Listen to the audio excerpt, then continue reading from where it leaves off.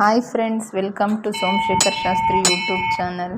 ನಾವೀಗ ರೀಸೆಂಟಾಗಿ ನಮ್ಮ ಫ್ಯಾಮಿಲಿ ಎಲ್ಲ ನಮ್ಮ ಮನೆ ದೇವರಾದ ಶ್ರೀ ಯಗಟಿ ಮಲ್ಲಿಕಾರ್ಜುನ ಸ್ವಾಮಿಯವ್ರನ್ನ ದರ್ಶನ ಮಾಡಲಿಕ್ಕೆ ಹೋಗಿದ್ವಿ.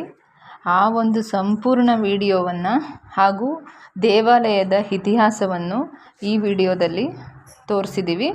ಎಲ್ಲರೂ ತಪ್ಪದೆ ಈ ವಿಡಿಯೋನ ನೋಡಿ ಲೈಕ್ ಕೊಡಿ ಮತ್ತು ಸಬ್ಸ್ಕ್ರೈಬ್ ಮಾಡ್ಕೊಂಡಿಲ್ಲ ನಮ್ಮ ಚಾನಲ್ನ ಅಂತಂದರೆ ಕೂಡಲೇ ಸಬ್ಸ್ಕ್ರೈಬ್ ಮಾಡ್ಕೊಳ್ಳಿ ಫ್ರೆಂಡ್ಸ್.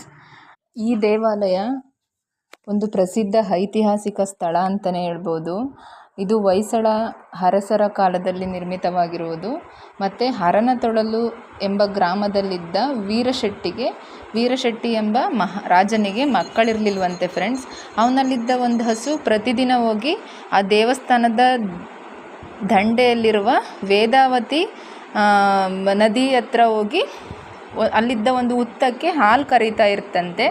ಅದನ್ನು ಕಂಡ ವೀರಶೆಟ್ಟಿ ಆ ಹುತ್ತವನ್ನು ಅಗೆದು ನೋಡಿದಾಗ ಅದರೊಳಗಿದ್ದ ಒಂದು ಸರ್ಪ ಆ ಪೂರ್ವ ದಿಕ್ಕಿಗೆ ಹೋಗಿ ಮಲಗುತ್ತಂತೆ. ಅದೇ ರಾತ್ರಿ ವೀರಶೆಟ್ಟಿಯ ಸ್ವಪ್ನದಲ್ಲಿ ಈಶ್ವರ ದರ್ಶನವಿತ್ತು.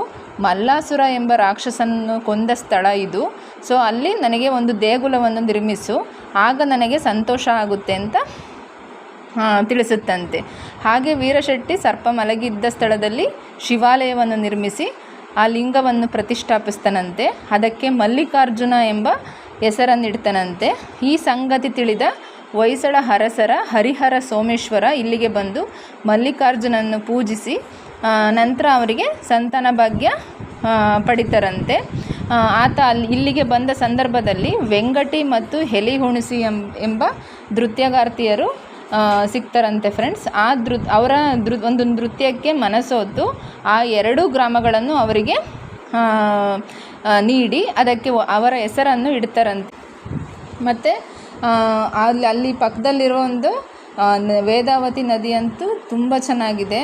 ಆದರೆ ಅಲ್ಲಿ ತುಂಬ ಸ್ವಲ್ಪ ಕೇರ್ಫುಲ್ಲಾಗಿರಬೇಕು. ಅಲ್ಲಿ ಎಷ್ಟೆಷ್ಟೋ ಜನಗಳು ಏನೋ ಒಂದು ಅಂದರೆ ನೋಡ್ಲಿಕ್ಕೆ ಹೋಗಿ ತುಂಬ ಅನಾಹುತಗಳು ಆಗಿದೆ.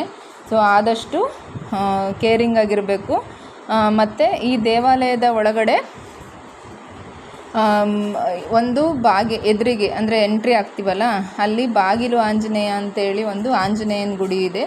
ನಂತರ ಗಣಪತಿ, ಆಮೇಲೆ ಮತ್ತು ಗುಡಾಣ ಗಂಗಮ್ಮ, ಆಮೇಲೆ ಅಂತರಗಟ್ಟೆ ಅಮ್ಮ ಹಾಗೂ ಚೌಡೇಶ್ವರಿ ದೇವಾಲಯ ಮತ್ತು ಕಾಳಿಕಾಂಬ ಅಮ್ಮನವ್ರನ್ನೂ ಸಹ ನಾವಿಲ್ಲಿ ನೋಡ್ಬೋದು. ನೋಡಲಿಕ್ಕೆ ತುಂಬ ಅಂದರೆ ತುಂಬ ಚೆನ್ನಾಗಿದೆ ಫ್ರೆಂಡ್ಸ್. ಅಂದರೆ ಹಳೆ ಕಾಲದ ದೇವಸ್ಥಾನ ಅಲ್ವಾ, ಹಾಗೇ ಇದೆ. ಮತ್ತು ಈ ದೇವಾಲಯ ರೋಡ್ ಸೈಡೇ ಇದೆ.